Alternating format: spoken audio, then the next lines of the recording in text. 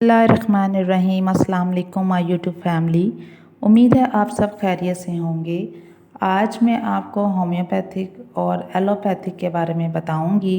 इन दोनों के कुछ पॉजिटिव पॉइंट्स के बारे में बताऊंगी और इनके क्या ड्रॉबैक्स हैं वो भी बताऊंगी। दोनों ही एक ही इंसान ने इंट्रोड्यूस किए थे। एलोपैथी के मुख्तलिफ नाम हैं। इसको हम कन्वेंशनल मेडिसिन्स भी कह सकते हैं, वेस्टर्न मेडिसिन्स भी कहते हैं, बायो मेडिसिन्स का नाम भी इसको दिया गया है। ज़्यादातर यही तरीक़ाकार जो है वो इस्तेमाल किया जाता है किसी भी इंसान के इलाज के लिए। सबसे पहले उस इंसान के टेस्ट करवाए जाते हैं और फिर उसके बाद डॉक्टर जो है वो उसको मेडिसिन्स देता है, या अगर उसे सर्जरी की ज़रूरत हो तो सर्जरी करवाई जाती है, या कोई और प्रोसीजर की ज़रूरत हो तो फिर वो फॉलो किया जाता है, जैसे एंजियोग्राफी है या एंजियोप्लास्टी वगैरह। सबसे पहले इन अद्वियात को पब्लिक में लाने से पहले उनका क्लिनिकल ट्रायल किया जाता है और फिर जो एविडेंस आते हैं उसके बायस ही हम कोई तरीक़ाकार या कोई मेडिसिन जो है वो आम यूज़ के लिए इस्तेमाल करते हैं। मिसाल के तौर पर एंटीबायोटिक्स हैं या वैक्सीनेशन वगैरह। होम्योपैथिक भी 18वीं सदी में इंट्रोड्यूस हुई और उस वक्त बैक्टीरिया या वायरस के बारे में लोगों को इतना ज़्यादा नॉलेज नहीं था। आमतौर पर होम्योपैथिक जो है वो उसमें मिनरल्स या फिर प्लांट एक्सट्रैक्ट जो है वो इस्तेमाल किया जाता है।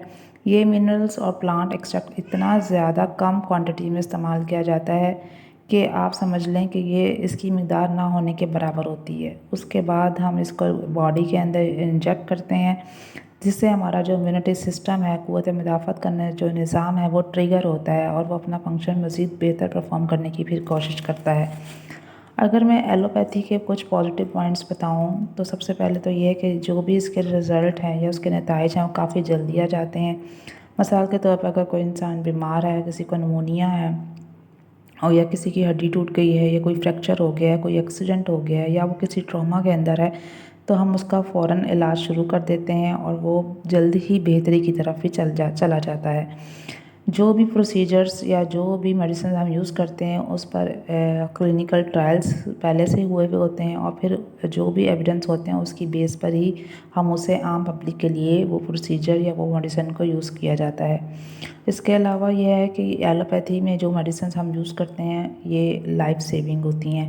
अगर मैं इनके कुछ नेगेटिव पॉइंट्स की बात करूं या इनके कोई ड्रॉबैक्स के बारे में बताऊं तो एक तो ये है कि ये एलोपैथी की जो मेडिसिन हैं उनका साइड इफ़ेक्ट होता है। कुछ ऐसी अद्वियात भी होती हैं जिनको पूरी ज़िंदगी खाना पड़ता है, और इसके अलावा एलोपैथी की जो मेडिसिन्स हैं थोड़ी सी महंगी भी पड़ती हैं और ये हमारे लाइफस्टाइल को बेहतर करने पर तवज्जो नहीं देती, बल्कि बस हम मेडिसिन्स खा लें और ठीक हो जाएं, ये इस बात पर तवज्जो देती हैं।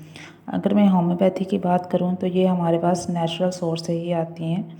ये थोड़ा सा सस्ता एक आप समझ लें कि मेथड है और इसके साइड इफ़ेक्ट्स भी कम होते हैं और ये दवाइयाँ काफ़ी हल्की होती हैं, इसलिए बच्चे बुज़ुर्ग दोनों ही इन मेडिसिन्स का इस्तेमाल कर सकते हैं। लेकिन अगर मैं इसके कोई ड्रॉबैक्स की बात करूं तो हमारी क्लिनिकल ट्रायल्स जो हैं वो ये बात बताती हैं कि इनका कोई ज़्यादा फ़ायदा नहीं होता इस्तेमाल करने से। कोई ख़ास सीरियस किस्म की बीमारियां, कोई दिमाग की या हार्ट की जो बीमारियां हैं या ट्रॉमा हैं, उनमें अगर हम इन मेडिसिन्स को दें तो इससे कोई फ़र्क नहीं पड़ेगा।